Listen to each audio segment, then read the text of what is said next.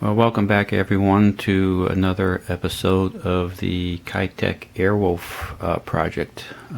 It is a buddy build that is being done by Kenny from MindlessModelWorks, Dirk, Pitt, and the Captain's Ready Room.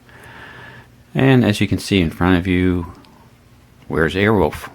Well, I just kind of basically want to share with you what I've been doing for the last couple days, because Airwolf that I'm working on has been completed, but I want to do a nice little display instead of a standard dome, Polar Lights dome stand or any of the other conventional ones. So I went into my diorama mode, and like I say, here in front of you are some of the ingredients that I use to make that happen.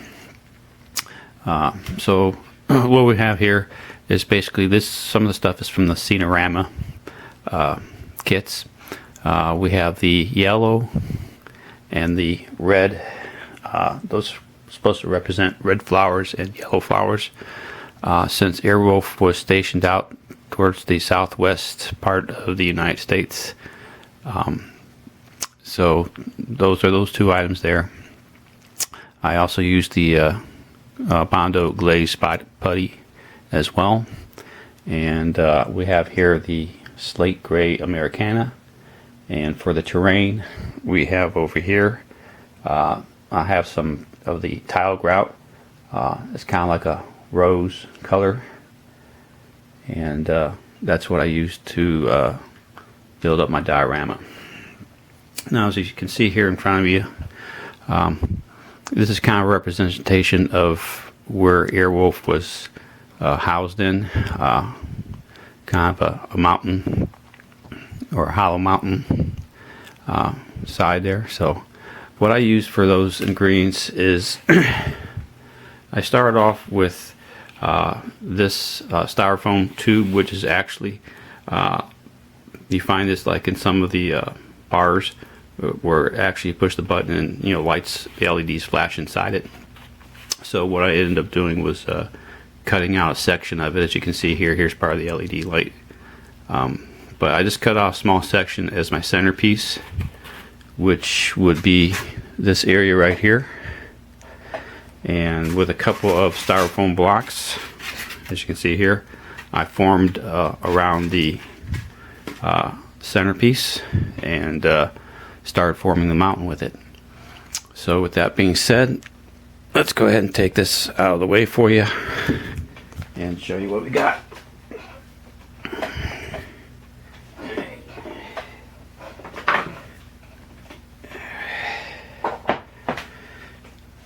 So we're kind of moving a little bit closer for you. There you go. We'll raise her up and down.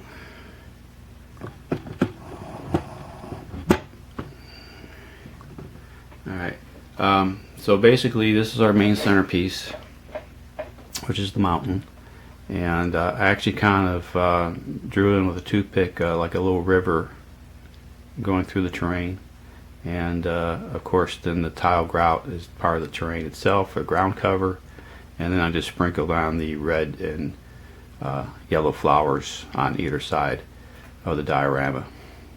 Part of the base here is just a couple of pieces of wood slats, and I used some 5 by 12 inch white pine board as the solid base before I laid all the components down.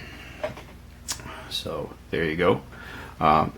There's also a centerpiece here. That's a piece of pine that's run down the middle, and I did find the center point and drilled a hole in the middle of the mountain, so I can slide the pole down there, which is going to house the Airwolf.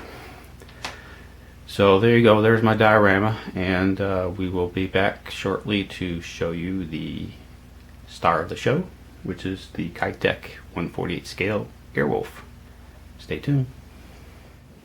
And we're back, and I just wanted to show you some of the paints I used on Airwolf first before we get to see her. I can basically used some of the craft acrylics. I used the Folk Art Ice Blue for the exhaust ports on the two sides of the fuselage for Airwolf. I also used the Folk Art Metallic Silver Sterling, and then I used the Metallic Gunmetal Gray, same thing for Folk Art. I also used some of the Tamiya's Copper XF-6 for the vents that are positioned on the Airwolf. And of course, the one of the main colors for Airwolf is the charcoal black from Folk Art. And then for the underbelly side, I used the Craftsmart gloss acrylic white paint for that. So those are basically the essential paints that I use to detail out the Airwolf. So let's go ahead and move that off to the side. There we go. And let's see the star of the show. And we'll raise her up. And we'll move her around a little bit. There you go. Now I have her temporarily on the Portal Lights dome. This is a 9-inch dome. It was just easier for me to work with when I'm masking and painting the Airwolf. So we can still kind of turn her a little bit. And there you go. Like I said, if you recall in the last episode, the windshield popped out on me. So after everything was done, painted and everything, I went ahead and re-glued the windshield back in place. And to do that, I actually used this one. The first time I kind of used it, it's the Deluxe Materials Glue and Glaze for making crystal clear windows and bonding canopies in most plastics. So it's got a nice fine tip to it for precision. And I went ahead and glued around the perimeter of the window frame, and then I installed the windshield, and it tells you to hold the windshield or canopy in place for about 15 minutes until the glue cures, and it seemed to do a pretty good job on it. After it got cured, I went ahead and hand painted the center part of the windshield into the charcoal black, and there's actually two windshield wipers which I used a toothpick to put sterling silver on it. So there you go. And like I said, for the copper, I went ahead and did the intake manifolds, for lack of a better term, and painted those in there since it does have a grill detail inside. And then of course we went ahead and did the top part of Airwolf with all the vents as a copper. And I went back with a kind of a dirty black wash just to kind of rough it up a little bit. And there you go. As far as the gunmetal paint was concerned, I did a combination of sterling silver and gunmetal for the rotor gears, for both the main rotor and the tail rotor, as you can see here. So